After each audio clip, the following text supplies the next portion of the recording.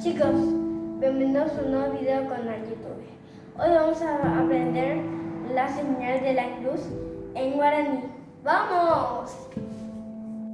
Te muestro cómo hacerlo. Chicos, hacemos con la mano derecha. Paso 1, frente. Paso 2, ombligo. Paso 3, hombro izquierdo. Paso 4, hombro derecho. Ahora en guaraní, chicos.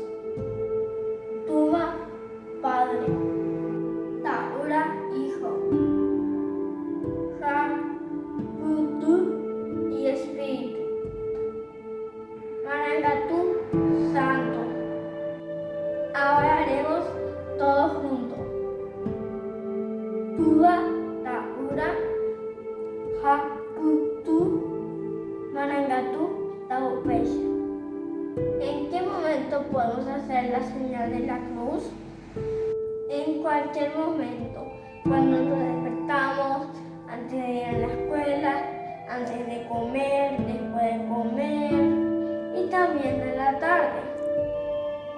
Chicos, esto es todo por hoy. Espero que haya gustado muchísimo este video, así que dale like, suscríbete y activa la campanita. Nos vemos en un próximo video. ¡Adiós!